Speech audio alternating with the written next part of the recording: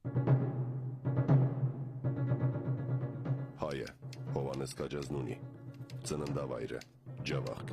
պաշտոնը Հայաստանի Առաջին Հանրապետության առաջին վարչապետ, պատգամը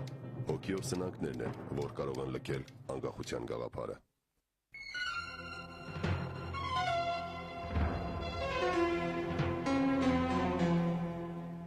Հովհաննես Քաջազնունի, հայոց պատմության երևելի դեմքերից մեկը, ով 20-րդ դարասկզբին իր գաղափարական ընկերների հետ Հայաստանի հասարակական քաղաքական կյանքում սկիզբ դրեց մի նոր շրջանի։ Նրան էր վիճակված դառնալ Հայաստանի առաջին հանրապետության առաջին վարչապետը։ Նա ծնվել էր ախալքարակի բարեկեցիկ կյանքով ապրող ընտանիքներից մեկում։ Հայրը քահանա էր։ Քաջազնունին նախնական կրթությունը ծննդավայրում ստանալուց հետո այն շարունակեց Թիֆլիսում, ուր անդամակցեց 80-ական թվականներին սկիզբ առած ազգային շարժմանը։ Այստեղ նա ծանոթացավ հայ հեղափոխական դաշնակցության հիմնադիրներ Սիմոն Զավարյանի եւ Քրիստափոր Միքայելյանի հետ։ Այնուհետև ուսումը շարունակեց Պետերբուրգում եւ ավարտելով ճարտարապետական վարժարանը ստացավ բարձրագույն մասնագիտական կրթություն։ Չնայած երիտասարդ Հովհաննեսին խոր չէր ռուսերենը եւ ռուսական միջավայրը, սակայն իր նշանածին Սաթենիկ Միրիմանյանին գրում է.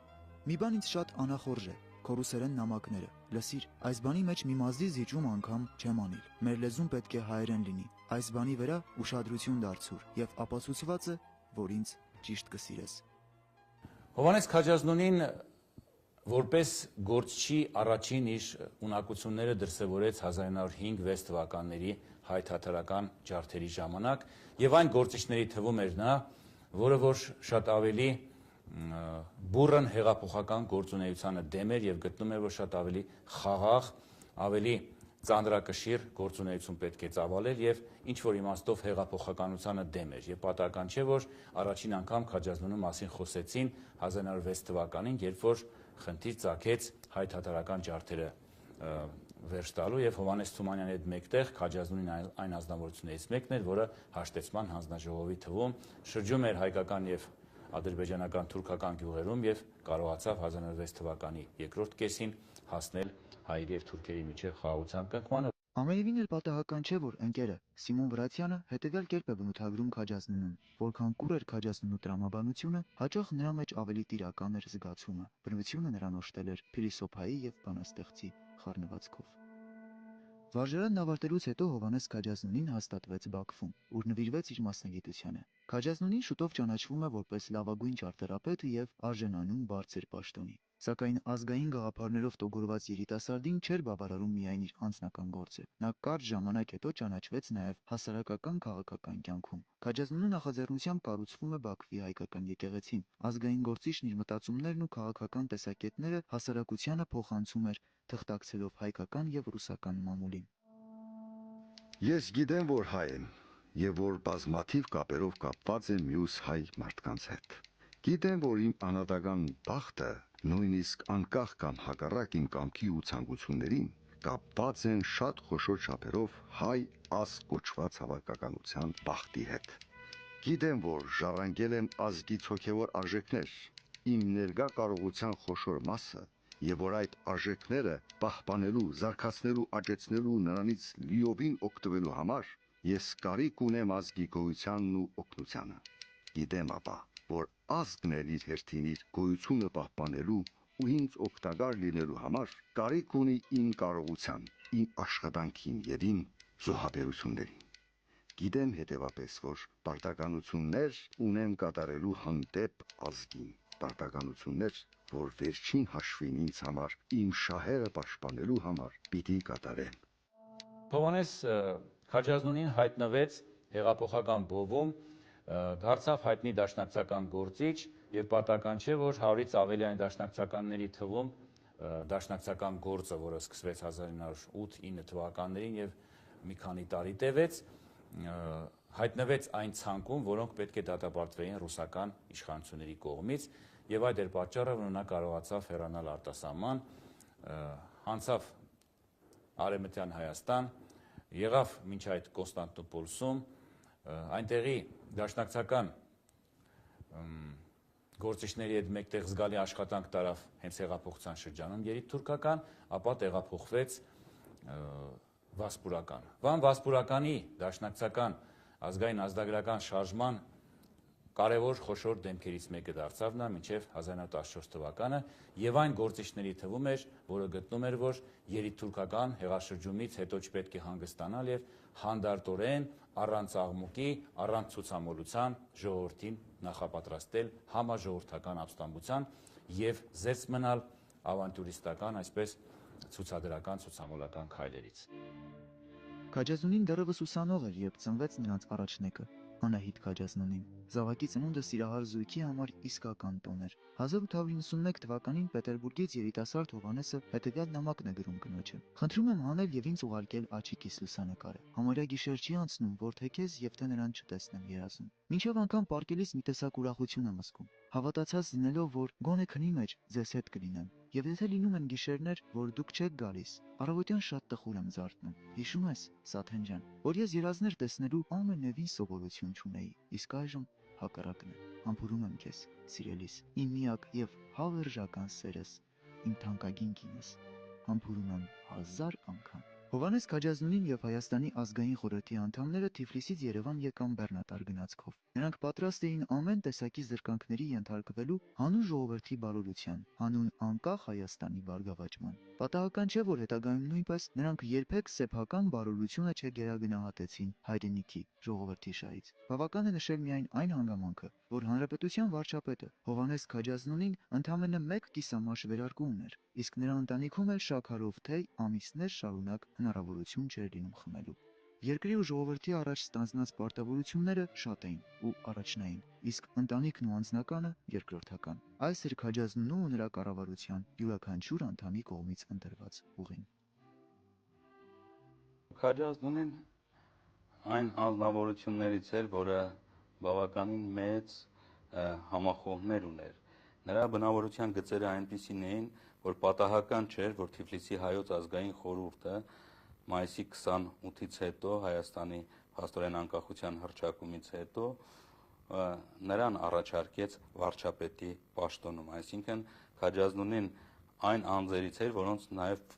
ընդունում էին մյուս կուսակցությունների ղեկավարները, մյուս քաղաքական գործիչները։ Նա իսկապես այն մարդն էր, որ այն առաջին շրջանում, երբ որ Հայաստանը բոլոր կողմերից շրջապատված էր, գծկված շուրջ 12000 քառակուսի կիլոմետրի վրա, Քաջազնունու նման մարդը երևի անհրաժեշտություն էր։ Ընտանիքը Քաջազնունու համար սրբություն էր։ Կնոջ ու զավակների նկատմամբ տածած սերն անսահման մեծ։ Սակայն հարգեղած դեպքում Քաջազնունին պատրաստ էր անգամ իր սիրելի զավակների կյանքը զոհաբերել հանուն հայրենիքի։ Քաջազնունու մեծ որդին Արամը դեռ 18 տարեկանը չլրացած 1914 թվականին կամավոր մեկնեց ռազմաճակատ։ Այդ օրերի հետ կապված մի սրտարուճ պատմություն կա, որը լավագույնս է բնորոշում ինչպես Քաջազնունուն, այնպես էլ նրա զավակին։ Որդու խնդրանքով Քաջազնունին կամավորական բյուրո է գնում եւ իր ծանոթ պաշտոնյաներին խնդրում միջամտել, որպեսզի տղային դեռ 18 տարեկանը չլրացած ուղարկեն ռազմաճակատ։ Հովհաննես Քաջազնունու հուշերում կարդում ենք. «Ես գնացի Արամի հետ ճանապարհելու։ Կայարանը սովորականից ավելի աղմկալի էր։ Արամը դրեց պայուսակը ինձ մնաց բարով ասելու. «Ցտեսություն հայրիկ, ցտեսություն սիրելիս»։ Ուպին սեղմեցինք իրար ձեռք։ Մոտս կանգնած էր Համբարձում Տերտերյանը։ Տնաշեն, գոնե համբուրվեցեք։ Չէ ասի, դեռ ժամանակը չէ։ Կհամբուրեմ, երբ հաղթությամբ վերադառնա պատերազմից։ Եվ համբուրեցի։ Իրավունք ու երջանկություն ունեցա համբուրելու իմ զինվորին, որ արդեն 2 անգամ վիրավորված էր պատերազմի դաշտում, բայց ինձ չէր վիճակված վերջին համբույրը տալու։ Շատ հեռու էի Երևանից, հեռու Ամերիկայում, երբ Արամի անշունչ մարմինը արյան մի փոքրիկ բիծ ճակատին զինվորական պատիվներով հանձնել էին հողին»։ Քաջազնունին արդեն Հայաստանի Հանրապետության վարչապետն էր եւ չընդդիմացավ նույնիսկ քաջալերեց ոչ միայն Արամի, այլև մյուս 2 անչափահաս որդիների ռազմաճակատ գնալու ցանկությունը։ 1918 թվականին Հովհաննես եւ Սաթենիկ Քաջազնունիները 4 ամիս շարունակ տեղեկություն չունեին ռազմաճակատում գտնվող իրենց մյուս որդու Աշոտի մասին։ Քաջազնունին կնոջը գրում է. Մի բան միայն գիտեմ հաստատապես եւ ուզում եմ, որ դու եւս գիտենաս, որովհետեւ դրա մեջ մեծ մխիթարություն կա։ Եթե Աշոտը սպանված է, ուրեմն սպանված է Ղարաքիլիսայում, պատերազմի դաշտում, կռվի ժամանակ։ Իր զինվորական, քաղաքացիական ու հայրենասիրական բարձր պարտքը կատարելիս սպանված է հերոսաբար, զենքը ձեռքին, մի այնպիսի փառավոր կռվի մեջ, որի մասին իրենք տաջիկները խոսում են հիացմունքով ու պատկարանքով։ Մեր փոքրաթիվ զորքերը 4 օր անընդհատ կռվել են առուզների պես իրենցից շատ գերազանց ուժերի դեմ եւ նահանջել են միայն վերջին փամփուշտը այրելուց հետո։ Ողջ է դուրս եկել Աշոտը այդ կրվից, թե սպանվել է, երկու դեպքում էլ նա վաստակել է հայրենիքի սերը, հարգանքն ու երախտագիտությունը։ Նա կրվել է մինչև վերջ եւ գուցե իր մատաղ կյանքի գնով բարձր է պահել զինվորական պատիվը։ Էլ չեմ կարող գրել։ Հովանես եւ Սաթենիկ քաջազնուները կարճ ժամանակ անց պետք է սքային իրենց մյուս որդու Աշոտի մահը, ով հերոսի մահով ընկել էր Ղարաքիլիսայի կռիվներում։ Սիմոն Վրացյանի հուշերում մի սրտարուժ պատմություն ենք կարդում, կապված Հովանես քաջազնունու հետ։ 1919 թվականի հունվարի 5-ին խթումի երեկոն էր։ Քաջազնունին լուր ուղարկեց ինձ, որ ընկերանամ իրեն։ Երթալու գիմնազիայի շենքը, ուր ծնունդի ճաշ պիտի տրվեր որբերին։ Գնացինք։ Գիմնազիայի ընդարձակ դահլիճը վերածված էր ճաշարանի։ Շարք դասավորված էին առանց սփռոցների հասարակ սեղաններ, որոնց վրա շարված էին կապույտ չինկո բաժակներ եւ ուտելիքներ։ Սրահը դեռ պարապ էր։ Մեզ առաջնորդեցին վեր, պատվո սեղանը, որպեսզի այնտեղից դիտենք որբերի մուտքը։ Քաջազնունին եւ ես էինք։ Հետո մեզ միացավ բժիշկ Տեր Թովմասյանը։ Սկսվեց որբերի մուտքը։ Ամենքը միևնույն տեսքը ունեին։ Բոլորը նիհար, ոսկրի վրա կաշի, լուցկիի նման բարակ վիզ ու մեծ գլուխ, ներս ընկած խոշոր աչքերով, մանկությունից զուրկ երեխաներ։ Փորձեցին խմբով հայր մեր երգել, բան դուրս չեկավ։ Խթումի ճաշկերույթ չէր, տառապանք էր սարսափելի։ Քաջազնունին մեկ կտոր հաց չդրեց բերանը, լուր դիտում էր տղաներին։ Եվ երբ սեղանների վրայի ուտելիքը վերջացավ, մեզ որբերից մեկը գրավոր մի ուղերձ կարդաց, որով իր ընկերների կողմից շնորհակալություն էր հայտնում ճաշկերույթը սարքողներին եւ հատկապես Հայաստանի սիրելի վարչապետին, որ իր ներկայությամբ պատվել էր որբերի սեղանը։ Քաջազնունին ոտքի ելավ պատասխանելու համար եւ ներքին հուզումից երկար չկարողացավ խոսք արտասանել։ Սիրելի երեխաներ, շշնջաց նա, վերջապես թույլ ձայնով ու հանկարծ փղծկած ջղային ցնցումներով սկսեց հեկեկալ եւ գետին պիտի ընկներ, եթե բժիշկ Տեր Թովմասյանը եւ ես չբռնեինք եւ տեղը չնստեցնեինք։ Գլուխը երկու ձեռքերի մեջ առած լալիս էր անզուսպ, լալիս էին եւ որբերը իրենց ուսուցիչ ուսուցչուհիների հետ միասին։ Սքավոր խթում եղավ մեզ համար։ 1919 թվականի ամռանը Քաջազնունին հատուկ առաքելությամբ Հայաստանի խորհրդի կողմից ուղարկվեց Հյուսիսային Ամերիկա, որտեղից Հայաստան վերադարձավ 1920 թվականի սեպտեմբերին եւ ստանձնեց խորհրդարանի փոխնախագահի պաշտոնը։ Հովանես Քաջազնունու համար անչափ թանկ էր հայրենիքի անկախությունը։ Մեր անկախությունը դրված է այն տեսակ հիմքերի վրա, որ ոչ ոք չի կարող նրան քանդել։ Հայ ժողովուրդն իր խոսքը արտասանել է։ Մայիսի 28-ը մեր պատմության ամենամեծ տոնն է։ Հերու չէ այն օրը, երբ մայիսի 28-ը կտոնվի իբրև համազգային անհերքելի ամենամեծ տոն, եւ ամեն հայ երկյուղացորեն կխոնարհվի այդ տոնի առջև։ Պատկերացրեք այս դժվարին պայմաններում, երբ կնքվել էր Բաթումի պայմանագիրը, որի տակ դրված է նաև Հովանես Քաջազնունու ստորագրություն, այդ ծանրագույն պայմաններում նա ուներ քաղաքական համարձակություն, որպիսի խորհրդարանում ներկա Թուրքիայի, Գերմանիայի ներկայացուցիչների մոտ հայտարարեր բարձր ամբիոնից խորհրդարանի, որ կգան պայծառ ժամանակներ եւ այդ սահմաններ ասվածը շարժական են եւ մեր պատմական իղձերը կդառնան իրականություն։ Շատերը, երբ որ մեղադրում են Քաջազնունուն, մասնավորապես Խատիսյանին, կապված Բաթումի պայմանագրի իրողության հետ, անկասկած այստեղ պատմական ճշմարտության առաջ մեղանչում են, այն իմաստով, որ նրանք այլ ընտրանք չունեին, նրանք պիտի ստորագրեին, որպեսզի կյանքի կոչվեր անկախ երիտասարդ Հայաստանը։ Հովանես Քաջազնունու կրտսեր դուստրը Մարգարիտը ցանկություն ուներ բարձրագույն կրթությունն արտասահմանում ստանալու եւ խնդրում է, որպեսզի հայրը այդ հարցում օժանդակի։ Պատասխան նամակը չի ուշանում։ Մարգուշ ջան, իմ վրա ծանրացած է մի ամբողջ ժողովրդի հոգս։ Ես չեմ կարող ու նույնիսկ ամաչում եմ կենտրոնացնել ուշադրությունը սեփական ընտանիքի հոգսերի վրա։ Ինչ պատասխան պիտի տայի իմ խղճին, եթե վերադառնալով Ամերիկայից ստիպված լինի ասել, թե հայկական տատը բիժել է, բայց ես ապահովել եմ իմ որդիներանց կրթությունը։ Նա իսկապես բավականին չափավոր հայացքների տեր մարդ էր։ Իմիջիայլոց ասեմ, այդ մասին ոչ միայն, դա միայն իմ կարծիքի չէ։ Օրինակ այդ մասին կա գեներալ Թոմսոնի կարծիքը, երևի գիտեք, դա անգլիացի գեներալ էր, Անդրկովկասում գտնվող բրիտանական զորքերի հրամանատարը, երբ որ նա հանդիպել էր Երևանում նրա հետ, հանդիպումից հետո ասել էր, թե ես հաճելիորեն զարմացած եմ նրա չափավոր հայացքներից։ Հայ-վրացական պատերազմում Հայաստանի Հանրապետության վճռականությունը անկասկած առաջին հերթին կապվում է նրա առաջին վարչապետ Հովհաննես Քաջազնունու գործունեության հետ։ Պատերազմն ավարտվեց փաստական հաղթանակով, սակայն անգլիացիների միջամտությամբ մեզ համար բավական ծանր պայմաններ պարտադրվեցին, լոռու չեզոք գոտին ստեղծվեց, Ջավախքը ժամանակավորապես մնաց Վրաստանի հսկողության ներքո, բայց երկրին սպառնում էր սովը։ Ահա այստեղ էր, որ երևաց պետական գործչի, այդ նորաստեղծ հանրապետության դեռ անփորձ պետական գործչի հոգու ներքին խռովքը, երբ որ նա տեսավ, որ իր ստեղծած նորելուկ հանրապետությունը սովի ճիրաններում է հայտնվում, եւ ինքը դեռ 18 թվականի վերջին խորհրդարանի առջև հարց բարձրացրեց հրաժարականի վերաբերյալ, որը հետագայում ընդունվեց միայն։ Խնդիրը հետևյալն էր, որ ինքը ունենալով վարչապետի լիազորություններ մեկնի Միացյալ Նահանգներ եւ հատկապես հացահատիկի հավաք կատարվի, դրամահավաք եւ այդ հանգանակությունը հասցվի Հայաստան, որտեղ իսկապես Հայաստանը հայտնվել էր սովի ճիրաններում։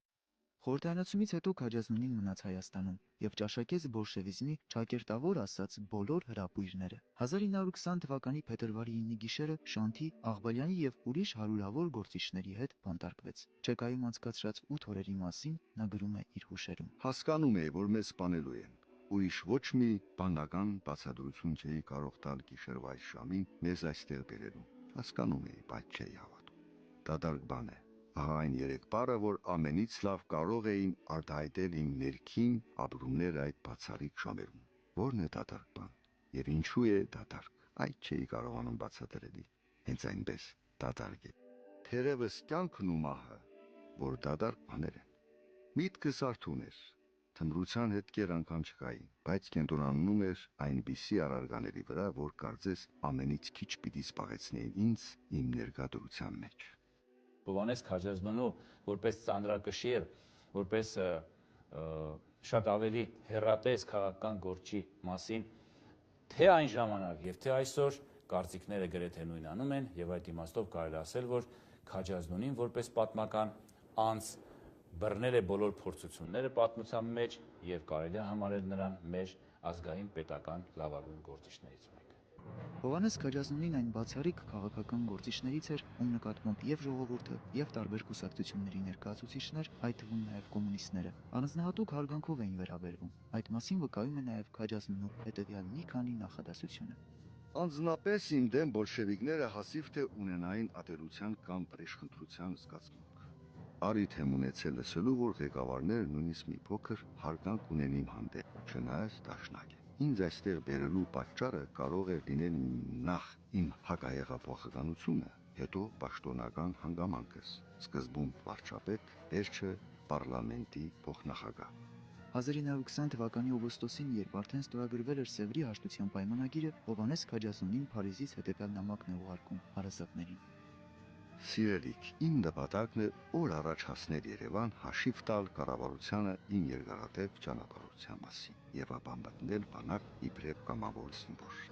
Ամենամեծ բաղձանքս է անձամբ ու ֆիզիկապես մասնակից լինել կռիվներին, մեր հերոս զինվորների կողքին կանգնած, նրանց հետ միասին պաշտպանել հայրենիքի անկախությունը եւ եթե բախտը ունեցա, մեռնել պատերազմի դաշտում։ Եվ դա ամենալավ մահն է, որ դուք կարող էիք ցանկանալ ձեր հայրիկի համար։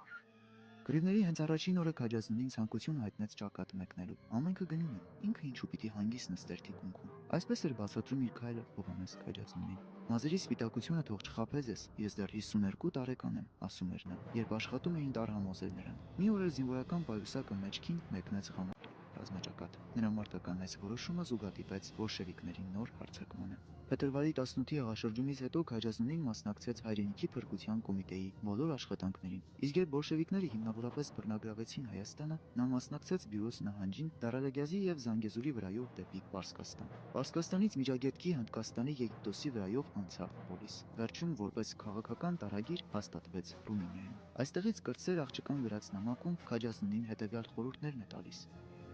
Մարգուս ջան, ամեն մարդ պիտի ունենա իր հոգում մի աստված ու մի պաշտպան, ով չունի այդ վերջին աղքատն է։ Նյութական ոչ մի բարօրություն չի կարող փոխարինել կամ լրացնել սրբության բացակայությունը։ Պետք չեն ամրոցներ։ Դու մի փոքրիկ տաճար կառուցիր քո սրտի մեջ եւ դրանով իսկ շատ հարուստ կլինես։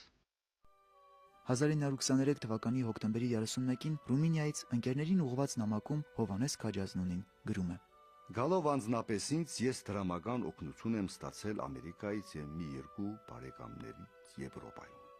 Այս տարվա սկզբից ունեցել եմ մի փոքրիկ պաշտոն, ավելի ճիշտ մի սինեկուրա, որ հնարավորություն է տվել ինձ ապրելու։ Այդ սինեկուրան վերանալու վրա է արդեն եւ չգիտեմ, թե 2 ամսից հետո ինչով պիտի վճարեմ սենյակից վարձն ու ճաշի արժեքը։ Իմ հաջողության պայմանները եղել են անձնական կապերն ու մի քիչ էլ գրական շնորհ։ Ու հետո դառնալով ընկերներից մեկի Եվրոպա անցնելու ցանկությանը աշխատանք որոնելու համար գրում է. Մի խորհուրդ էլ ունեմ քեզ տալու, փոխարինակ Եվրոպա գալու, դու գնա Հայաստան։ Չեմ կարծում, թե բոլշևիկները առանձին պատճառ ունենան քեզ հալածելու։ Իսկ եթե բանդ են դնելու, Ռուսաստան են աքսորելու կամ գնդակահարելու, դե վերջապես մի վերջ պիտի լինի։ Ինձ համար գոնե ես այդպես եմ որոշել։ Գարնանը, եթե ֆիզիկական հնարավորություն եղավ, անպատճառ կերտամ Հայաստան։ 1921-ից 23 թվականին նա ապրում էր Բուխարեստում, այստեղ նա մի աշխատություն տպագրեց, որը կոչվում է Դաշնակցությունը անելիք այլևս չունի։ 1924 թվականին Հովհաննես Քաջազնունին գրավոր դիմում ուղարկեց խորհրդային իշխանություններին, ցանկանալով վերադառնալ Հայաստան։ Ընկերոջը Սիմոն Վրացյանին գրած նամակում Քաջազնունին կուսակցության շարքերից հեռանալու իր որոշումը հետևյալ կերպ է բացատրում.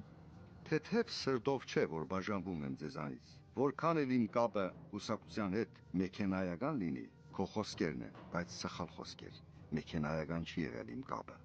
Ես այն հասակին եմ արդեն, որ նոր կապեր ստեղծել չեմ կարող այլևս։ Մնալու եմ մենակ, դառն է սա։ Մանավանդ դառն է մտածել, թե ինչպես դու ես գրում, ինձ էլ կդասեն ուրիշ հեռացողների, նեղ օրերին լքողների շարքին։ Ինչ կարող եմ անել։ Կուրծ կսծեցեմ ու երկինքը վկա կանչեմ, որ ես լքող չեմ։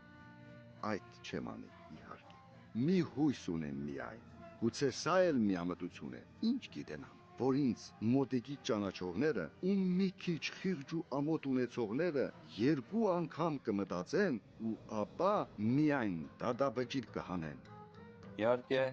Քաջազնունին չէր կարող դավաճան լինել, չէր կարող համագործակցել իշխանությունների հետ։ Նա վերադառնալուց հետո ակտիվ որևէ քաղաքական գործունեություն չի ծավալել, զուտ զբաղվել է գիտական եւ դասախոսական աշխատանքով։ Հովհաննես Քաջազնունին այն կարծիքին էր, որ Հայաստանը պետք է դաշնակցեր խորհրդային Ռուսաստանի հետ, քանի որ տվյալ ժամանակահատվածում այդ էր միակ ելքը։ Ընկերներին գրած նամակում Քաջազնունին մանրամասնորեն հիմնավորում է իր կողմից հնչած յուրաքանչյուր միտքը։ Հայ բոլշևիկներն են, որ պիտի կապեն Հայաստանը Ռուսաստանի հետ։ Իսկ դա նշանակում է, որ դաշնակցությունը Հայաստանում անելիք չունի, բայց գործը կենթանի է։ Ահա թե ինչ մտքով է մեր կուսակցությունը վերջացրել իր միսիան։ Ծիծաղելի է թվում ձեզ իմ այն խոսքը, թե հայ բոլշևիկները մեր ժառանգներն են։ Անշուշտ, իրենք բոլշևիկներն էլ ավելի կծիծաղեն, եթե լսեն նույն խոսքը։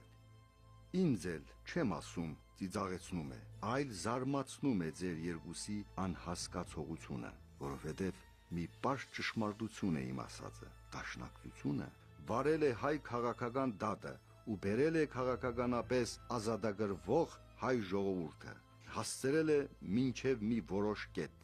Այստեղ իրեն փոխարինելու է մինչև հետևյալ էտապը հայ բոլշևիկը։ Այս է պատմության ընթացքը։ Անկախ չէ Հայաստանը, բայց մի մեծ քայլ է արել դեպի անկախություն։ Եվ հետևյալ քայլը առնելու համար պետք է ամրացնի արդեն նվաճված դիրքերը։ Այդ ամրացումը կատարվում է բոլշևիկյան դրոշակի տակ։ Ահա թե ինչու բոլշևիկները մեր ժառանգներն են։ Սկզբնական շրջանում Քաջազնունու կուսակցական ընկերները նրա այս քայլը համարեցին որպես կուսակցության հանդեպ նրա դիրքորոշման փոփոխություն, խորհրդային իշխանությունների կողմից ռեաբիլիտացվելու եւ ընտանիքի հետ վերամիավորվելու նպատակով։ Սակայն այստեղ է, որ մեկ անգամ եւս պետք է հիշենք, որ նա վերապահում ուներ ոչ թե կուսակցության, այլ որոշ ղեկավար անդամների նկատմամբ։ Նամակ դստերը Մարգարիտ Քաջազնուն։ Խորապես զգում եմ ու խորապես ամաչում այն կյանքից, որ վարում եմ այստեղ։ Ապա մի օրգանական տենչ ունեմ, մի կերպ օգտակար լինելու Հայաստանին, թեկուզ Երևանի փողոցները քարելով կամ արկղերը մաքրելով, եթե բոլշևիկները խելք ունենան, իմ առջև լայն բաց կանեն Հայաստանի դռները, որովհետև ամենալոյալ քաղաքացին կլինեմ ես։ Ամենայն դեպս ապրում եմ այն հույսով, թե ոչ այսօր, վաղը պիտի կարողանամ վերադառնալ հայրենիք։ Եթե այդ հույսը չունենամ, ճշմարիտ եմ ասում, կմեռնեմ, զավակս, անասելիորեն կարոտել եմ ձեզ եւ հայրենիքիս։ Հովհաննես Քաջազնունին հայրենիքում Հայաստանում անասելի հալածանքների ենթարկվեց եւ այդ ամենն այն երկրում, որի նվիրյալ պաշտպանն ու ղեկավարն էր եղել, հանուն որի բարգավաճման իր գաղափարական ընկերների հետ ջանք ու եռանդ չէր խնայել։ Ժամանակակիցները հիշում են մի դեպք, որը տեղի է ունեցել Շինարարական ինստիտուտում, որտեղ Հայաստան վերադառնալուց հետո դասավանդում էր Քաջազնունին։ Կուսակցական ժողովներից մեկի ժամանակ կոմունիստները Հայաստանի առաջին հանրապետության ղեկավարների հասցեին ամենատարբեր մեղադրանքներն են հնչեցնում։ Նույն ժողովում ներկա է լինում նաեւ Հայաստանի առաջին հանրապետության առաջին վարչապետը, ում համար տվյալ պահին սիրտն ու հոգին մաշող առավել դառն ու դաժան ոչինչ չի եղել, քան բոլշևիկների կողմից հնչող հերյուրանքների տարափը լսելը։ Քաջազնունու լավ ճանաչողները պատմում են, որ նրա վերջին տարիների կյանքը Հայաստանում եղել է լուր պայքար ստալինյան վարչակարգի դեմ։ Բոլշևիկյան բռնակալությունը չհանդուրժեց Հովհաննես Քաջազնունու լռությունը։ 1937 թվականին ստալինյան բռնությունների այդ շրջանում Քաջազնունին ձերբակալվեց, հալածանքների ենթարկվեց, բռնությունների ենթարկվեց եւ 1938 թվականին նա մահացավ, կամ էլ նրան գնդակահարեցին։ Հովհաննես Քաջազնունու աքսորի մասին տարածված է հետևյալ պատմությունը։ 1938 թվական, մայիսի 28, Քաջազնունին գործի չի գնում։ Հեռանում է քաղաքից եւ ամբողջ օրը անց է կացնում զանգվի ափին, մի խուլ անկյունում, մենակ, խորասուզված անցյալի հիշողությունների մեջ։ Հաջորդ օրը, երբ երևում է պաշտոնատեղում, բաժնի վարիչը հարցնում է նախորդ օրվա բացակայության պատճառը։ Քաջազնունին առանց մի բան թաքցնելու պատմում է իրողությունը։ Ինքը իր մեջ տոնել է տարեդարձը Հայաստանի անկախ հանրապետության, որի անդրանիկ վարչապետը լինելու պատիվն իրեն էր վիճակվել։ Մի քանի օր անց Քաջազնունին ձերբակալվում եւ բանտարկվում է։ Հայտնի է նաեւ, որ Հովհաննես Քաջազնունին բանտում իրեն պահել է քաջասիրտ եւ գաղափարական մարդուն վայել ազնվականության։ Հակառակ գրած ծանր զրկանքներին միշտ մնացել է լավատես Հայաստանի եւ հայ ժողովրդի ապագայի հանդեպ եւ օրինակ է ծառայել վհատվողների ու անկճվածների համար։ Իմ համոզմունքովս ազգությունից դուրս մարդկություն չկա։ Ամենայն մարդ ամենից առաջ ազգը պիտի պատկանի։ Ազգ չունեցող մարդը, ինչպես եւ կրոն չունեցողը, այլևս մարդ չէ։ Հայերիս ավելի, քան որևիցե ուրիշ ազգության հարկավոր է մտածել մեր ինքնությունը պաշտպանելու համար, որովհետև այդ ինքնությանը մեծ վտանգներ կսպառնան։ 1938 թվականին Հայաստանի առաջին հանրապետության առաջին վարչապետը Հովհաննես Քաջազնունին վախճանվեց բանտում, այդպես էլ չտեսնելով իր զավակների երջանկությունը։ Իսկ հավատարիմ հայուհին եւ սիրով լի ընտանիքի մայրը Սաթենիկ Քաջազնունին հողին հանձնեց իր 4 որդիներին, 2 դուստրերն էլ անժառանգ մնացին երկրի վրա։ Հայաստանի առաջին հանրապետության քաջ ու նվիրյալ վարչապետը Հովհաննես Քաջազնունին կյանքին հրաժեշտ տվեց, հոգու խորքում հավատալով, որ Հայաստանը մի գեղեցիկ օր անպայման անկախ պետք է լինի։ Այնտեղ պետք է ծածանվի եռագույնը եւ հնչի մեր հայրենիքը։ Տաղանդավոր ճարտարապետն ու հայրենասերը, վարչապետն ու ընտանիքի նվիրյալ հայրը, անկախության ջատագովն ու մեծ հայը աչքերը փակեց, գալիք սնունդներին փոխանցելով հետեւյալ պատգամը։ Հոգիով սնանքներն են, որ կարող են լքել անկախության գաղափարը։ Հայաստանն անպայման անկախ պետք է լինի։